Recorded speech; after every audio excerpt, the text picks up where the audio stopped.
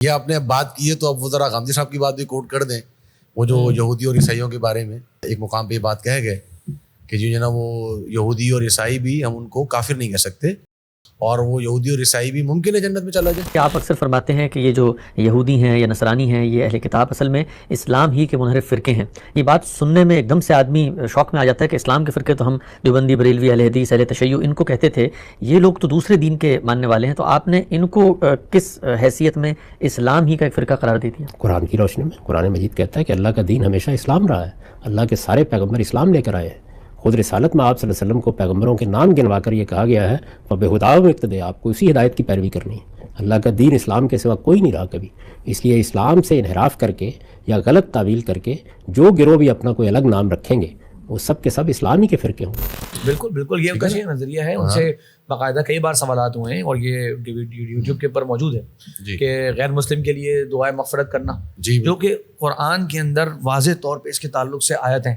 ما کان للنبی والذین آمنوا, سورۃ توبہ کے اندر ان یستغفروا للمشرکین ولو کانوا اولی قربی, اگر قرابت دار کیوں نہ ہوں ان کے لیے رسول اور ایمان والے مغفرت کی دعا نہیں کر سکتے.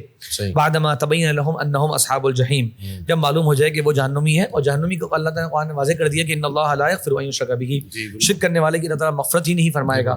ومن یشرک باللہ فقد حرم اللہ علیہ الجنہ, جنت اللہ تعالیٰ نے حرام کر دی.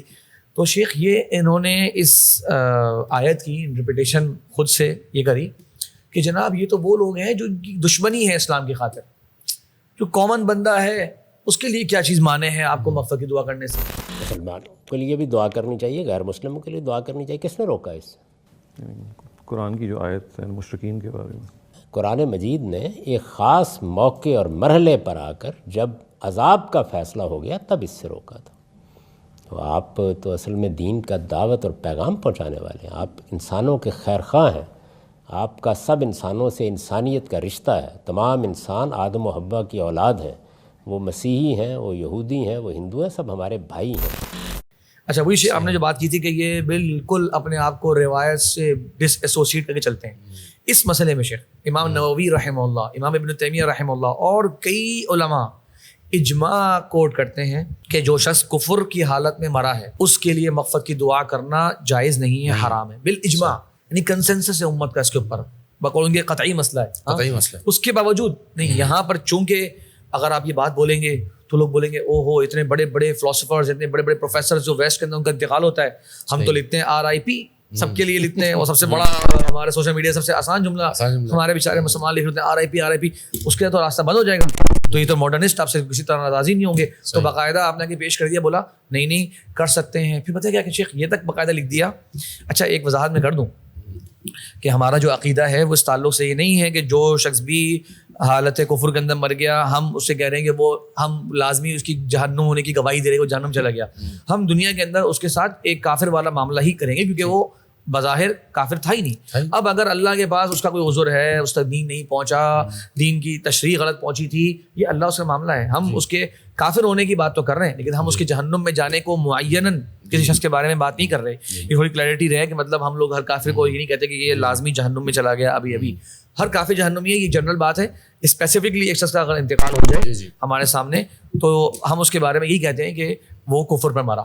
اسی طرح ہم بات کرتے ہیں کفر میں مرا, اور جو شخص بھی کفر میں مرے گا وہ جہنم میں جائے گا. معاملہ کافر والا ہی ہوگا.